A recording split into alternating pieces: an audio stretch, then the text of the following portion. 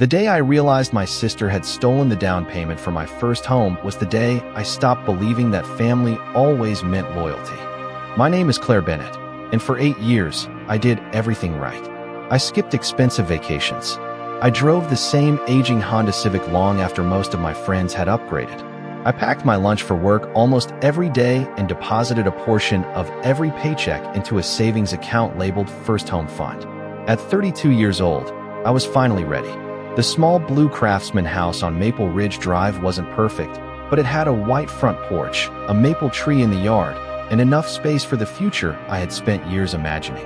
The realtor called me on a Thursday afternoon and told me the seller had accepted my offer. I remember sitting at my desk staring out the office window with a smile I couldn't contain. For the first time in years, everything seemed to be falling into place. All I had to do was transfer the down payment to the escrow account the following morning. That night, I barely slept.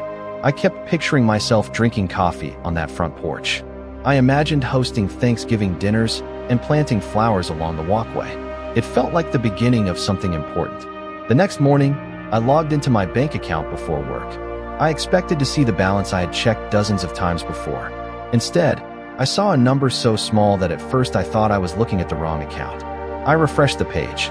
Then I refreshed it again. My stomach tightened. Nearly $80,000 was gone. Every dollar I had spent 8 years saving had disappeared overnight. My hands started shaking. There was a transfer listed from the previous evening. The amount matched almost exactly what I had saved. I called the bank immediately. The representative confirmed the transaction had been authorized through account credentials and security verification. According to their records, the transfer appeared legitimate. Legitimate. That word echoed in my head for the rest of the conversation. Nothing about this felt legitimate. I spent the next several hours making phone calls, answering security questions, and trying to understand how something like this could happen. By lunchtime, I felt exhausted and completely numb. Then my phone buzzed. It was a social media notification. Normally, I would have ignored it. Instead, I opened the app absent-mindedly, desperate for any distraction from the panic building inside my chest. The first post I saw belonged to my older sister, Samantha. She stood in the center of a luxury bridal boutique wearing a designer wedding gown that probably cost more than my monthly rent. Around her were champagne glasses, smiling bridesmaids, and floral arrangements that looked like they belonged in a magazine. The caption read, "Dream wedding coming together perfectly. Worth every penny." I stared at the screen longer than I should have.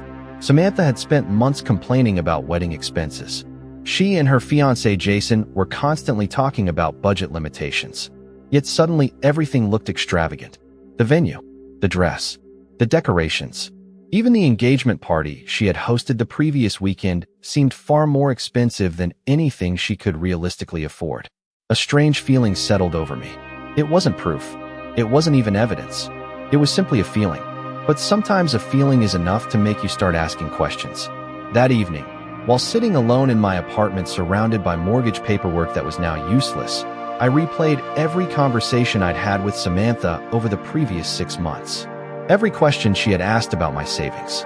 Every casual comment about my home search. Every time she had borrowed my laptop during family gatherings because her phone battery was low. By midnight, I wasn't just worried about my missing money anymore. For the first time, I found myself wondering whether someone I loved had taken it. And deep down, a part of me already feared I knew exactly who that someone was. The next morning, I called in sick for the first time in nearly 3 years. I sat at my kitchen table with a cup of coffee that had gone cold hours earlier and stared at the transaction records spread across the table. Outside my apartment window, life continued as normal. People walked. Their dogs. Delivery trucks stopped and started. Someone across the street watered flowers on a small balcony.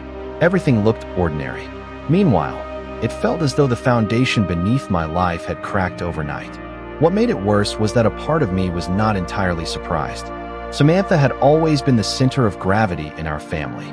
Ever since we were children, people seemed to orbit around her needs, her plans, and her emotions.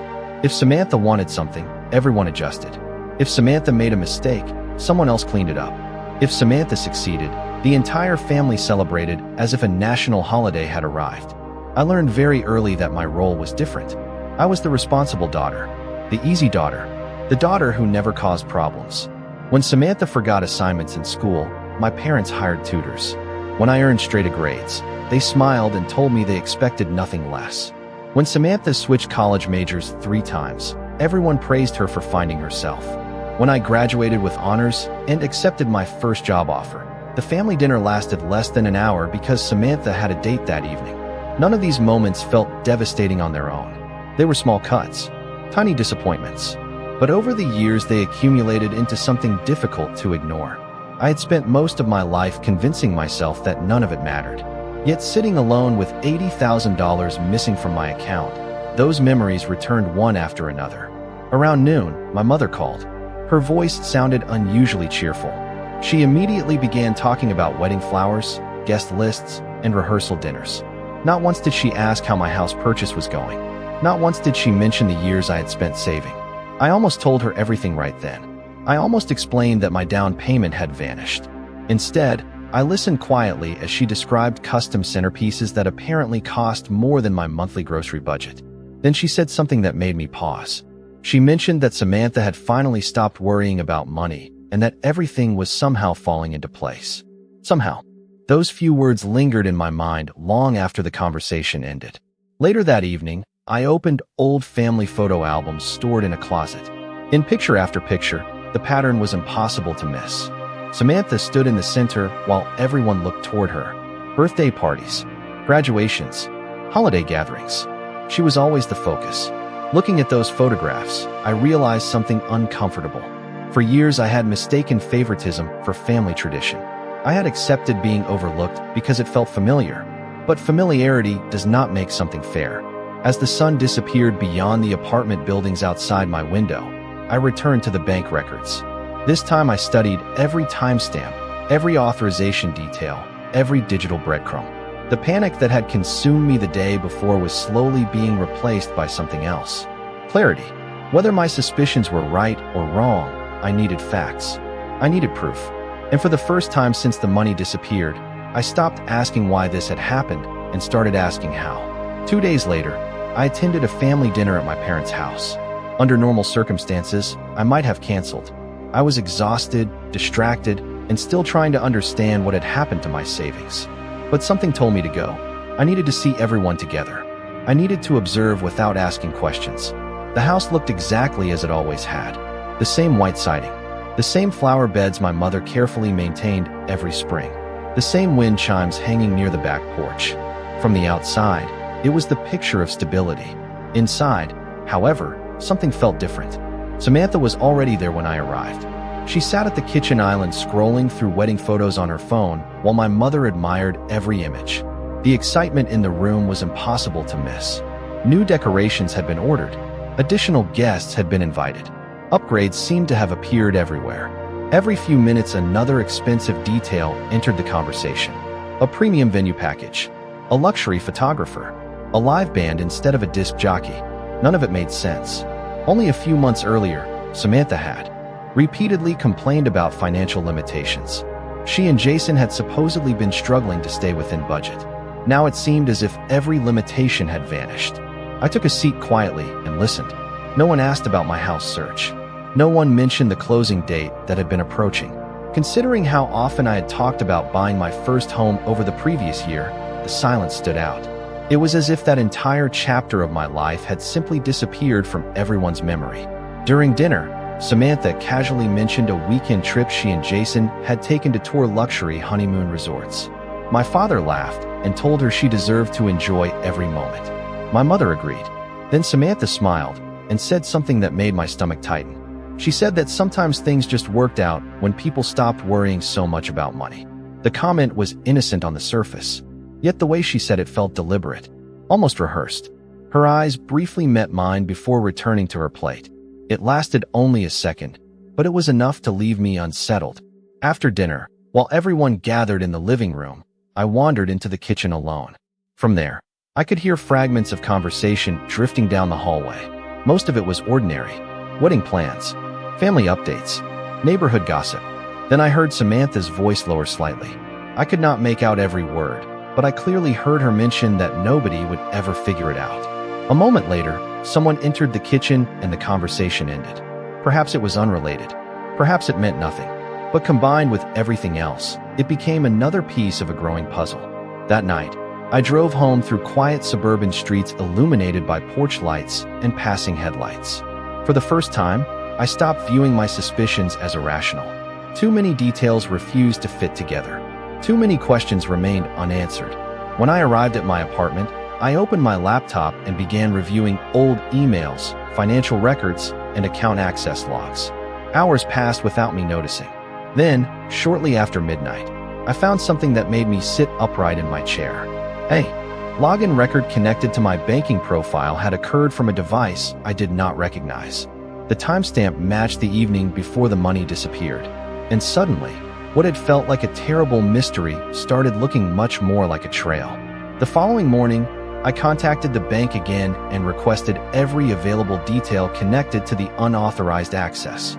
The representative could not provide information that required a formal investigation, but she did confirm something important. The unfamiliar device had successfully passed multiple verification steps. That meant whoever accessed the account had more than just a password. They had information that should have been private. After ending the call, I sat quietly at my desk and began retracing the previous few months of my life.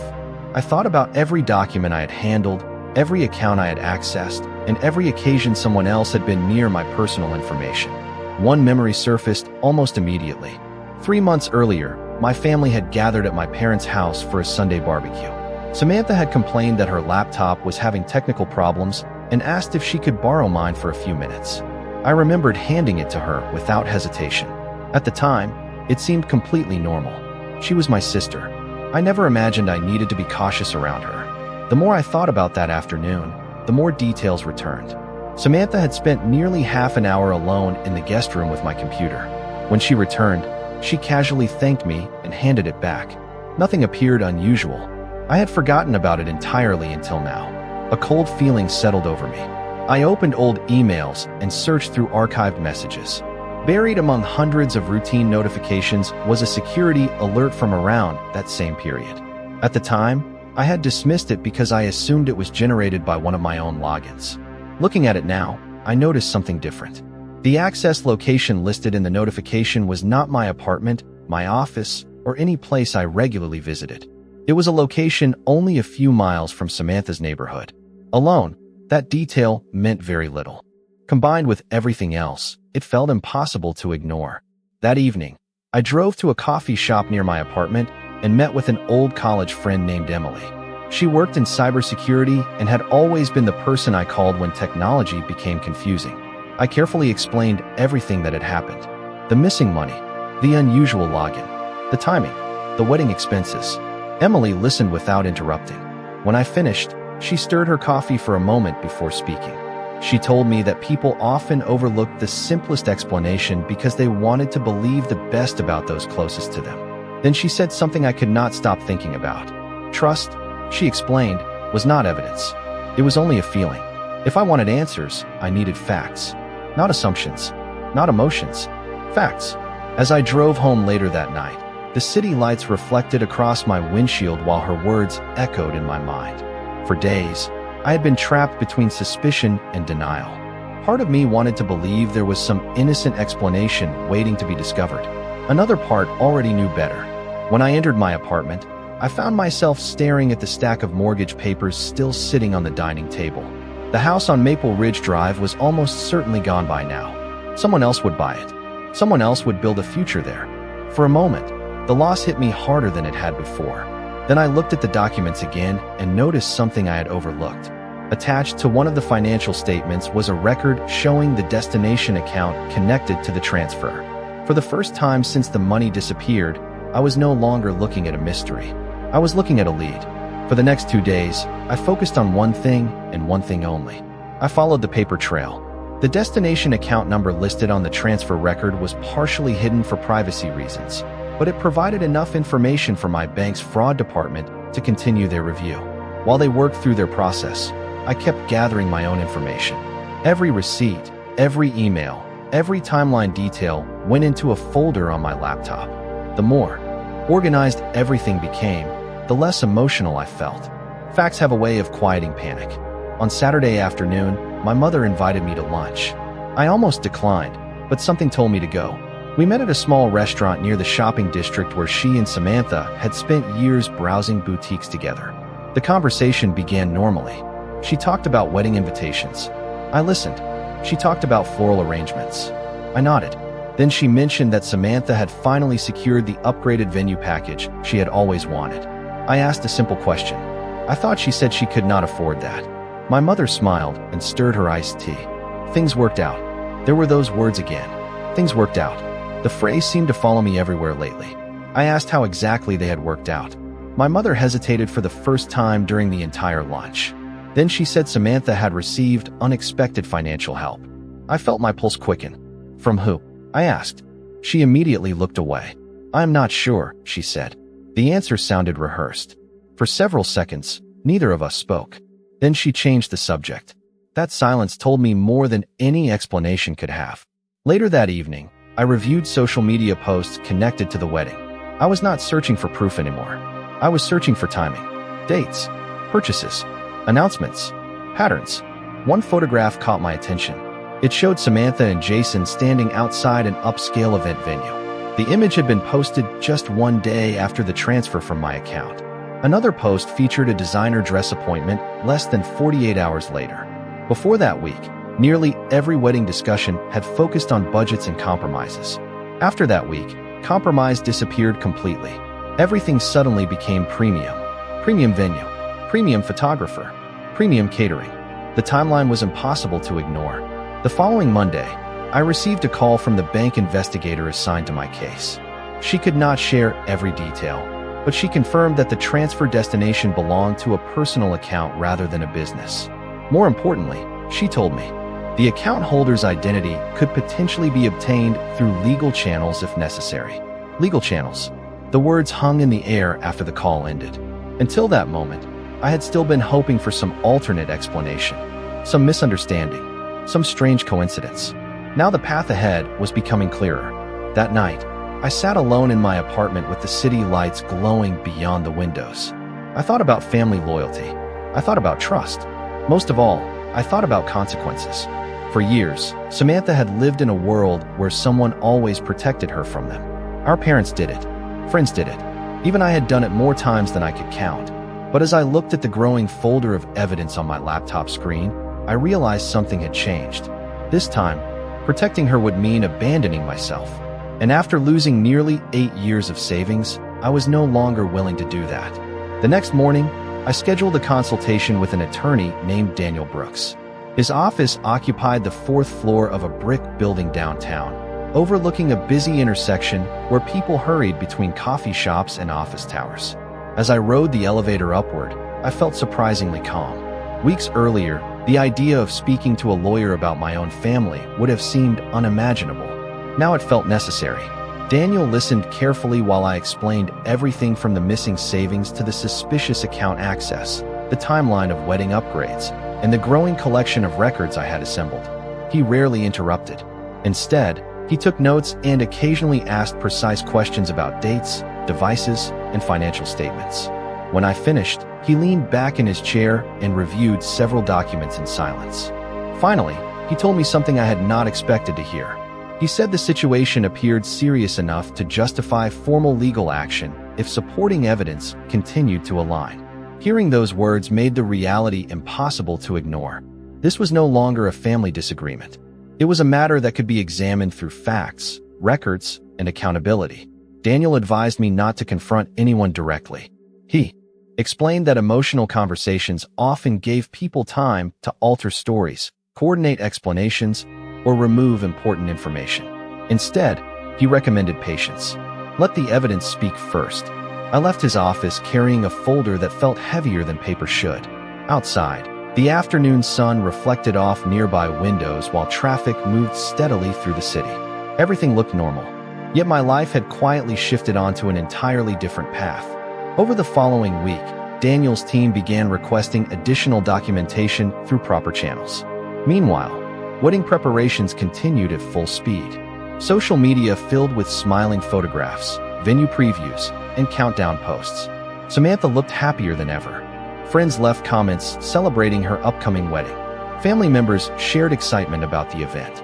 Watching it all unfold felt strangely distant. For the first time in my life, I stopped trying to protect the image everyone had built around her. One evening, my father called unexpectedly. He asked if I planned to attend a family gathering that weekend. His voice sounded careful, as though he sensed something was wrong without fully understanding what it was. I told him I was not sure. After a brief pause, he mentioned that Samantha seemed stressed lately. According to him, wedding planning had become overwhelming. I almost laughed at the irony. For years, my concerns had been treated as minor inconveniences, while Samantha's worries became family emergencies. This time, however, I simply listened. Before ending the call, my father said something unusual. He told me he hoped the family could stay united no matter what happened in the future. The comment lingered with me long after the conversation ended. It sounded less like advice and more like a warning. 3 days later, Daniel called. His tone was professional but noticeably firmer than before. New information had arrived. Additional records connected the transfer to an account whose ownership could now be verified through legal procedures. He could not share every detail immediately, but he confirmed one thing with complete confidence. The investigation was moving in the direction I feared. After ending the call, I sat quietly in my apartment as evening settled across the city. For weeks, I had searched for certainty. Now certainty was finally beginning to arrive. And with it came a realization that felt both painful and liberating. The truth was no longer hiding. It was coming closer with every passing day. 2 weeks before the wedding, the truth finally stepped out of the shadows. Daniel called early on a Tuesday morning and asked if I could come to his office that afternoon. His voice revealed nothing, but I could tell something important had changed. The moment I arrived, he handed me several documents and pointed to specific sections. Through the legal requests his firm had submitted, they had obtained information connecting the transfer directly to an account controlled by Samantha. Not an account she shared with Jason. Not a business account. Her personal account. For several seconds, I simply stared at the page. I had spent weeks preparing myself for that possibility, yet seeing it in writing felt different. The evidence removed every remaining excuse. Every alternative explanation disappeared. Every benefit of the doubt vanished. Daniel remained calm as he reviewed the timeline. The unauthorized access, the transfer, the deposits, the sudden wedding upgrades that followed. The sequence fit together with remarkable precision. More importantly, additional records showed that portions of the money had been used shortly after arriving in the account. The timing aligned almost perfectly with the expensive purchases that had appeared throughout her wedding plans. I expected to feel angry. Instead, I felt tired. Not physically tired. Emotionally tired, exhausted from carrying years of excuses for someone who had never earned them. On the drive home, memories surfaced one after another. Samantha borrowing money she never repaid. Samantha making promises she never kept. Samantha expecting forgiveness before offering accountability. I had always convinced myself those incidents were isolated. Looking back, they formed a pattern I had refused to acknowledge. That evening, my mother called. She sounded unusually nervous and asked if I could come by the house. When I arrived, both of my parents were waiting in the living room. Samantha was there too. The atmosphere felt strained from the moment I walked through the door. No one smiled. No one mentioned the wedding. My father cleared his throat and asked if something was going on between me and Samantha. The question almost made me laugh. Weeks earlier, no one had cared enough to ask why my life had suddenly fallen apart. Now, somehow, concern had finally appeared. Samantha immediately began speaking. According to her, I had been acting distant and judgmental. She claimed I seemed resentful of her happiness. She suggested that wedding stress had created misunderstandings within the family. Listening to her felt surreal. She spoke with such confidence that anyone unfamiliar with the facts might have believed her. I said very little. Daniel had warned me not to reveal everything prematurely. Instead, I simply listened. Then Samantha made a mistake. She looked directly at me and said, "You cannot prove anything anyway."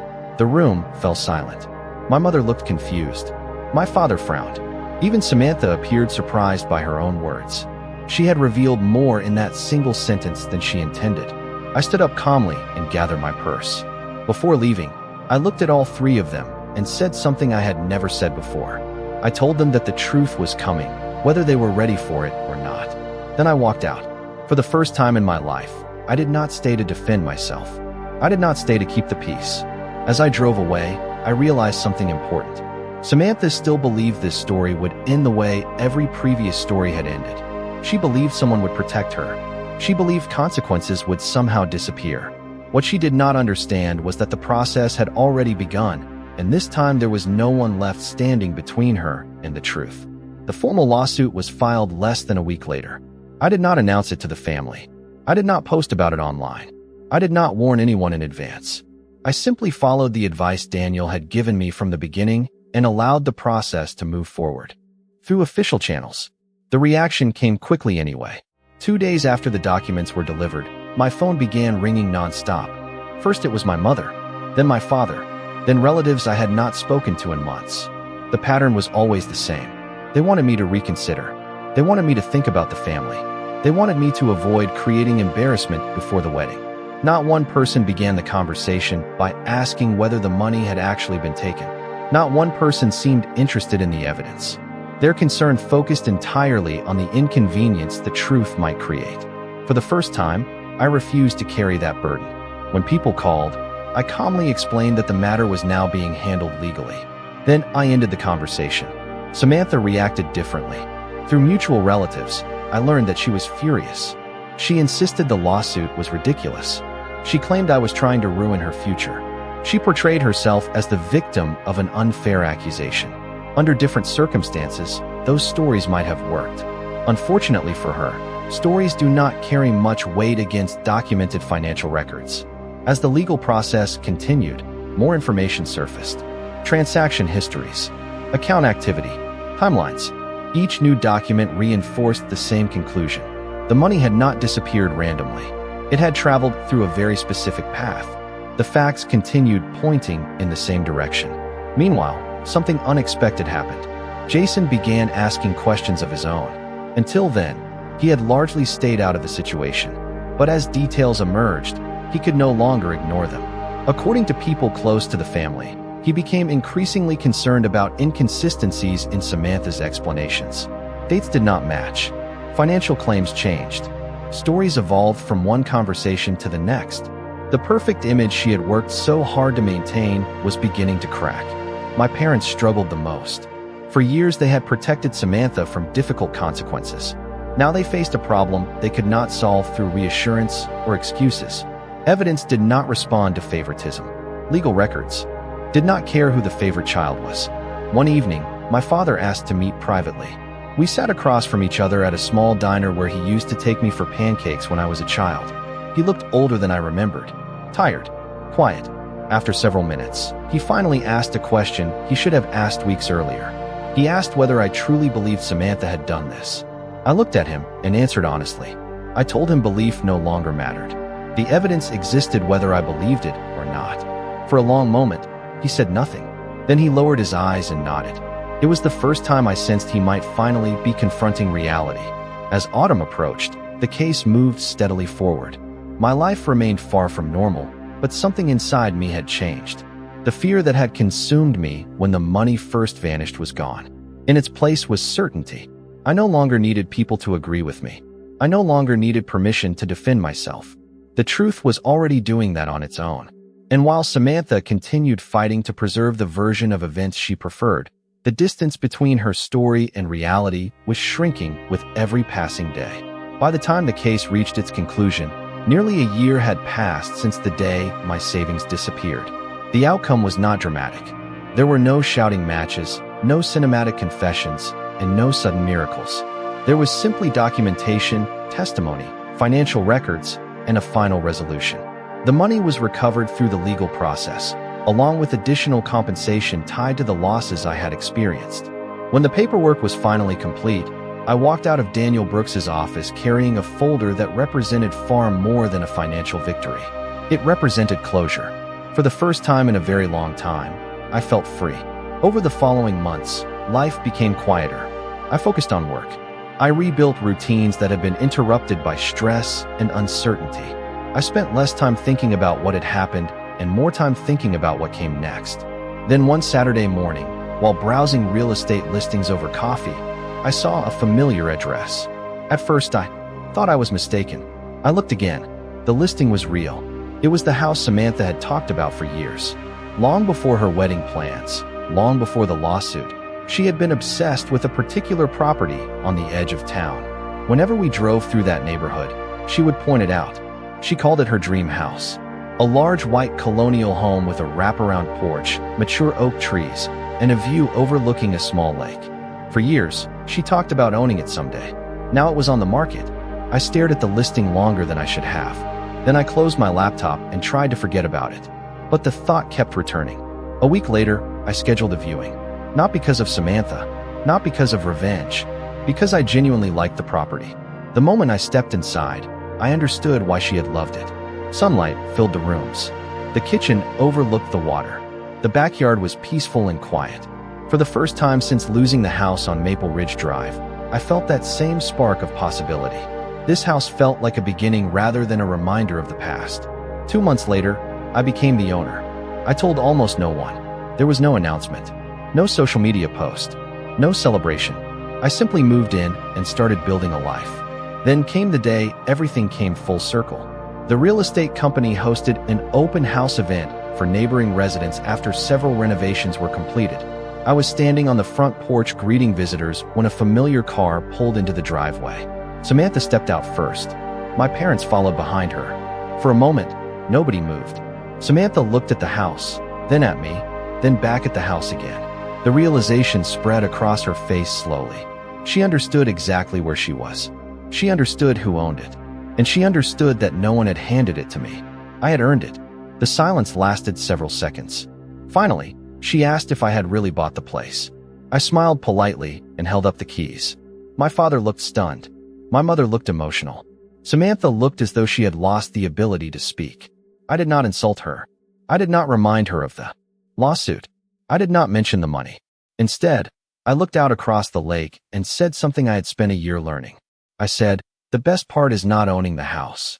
The best part is knowing nobody can take it from me." And standing there on that porch, with the evening sunlight reflecting across the water, I realized the real victory had never been about money, property, or even justice. It was about finally choosing myself after years of choosing everyone else.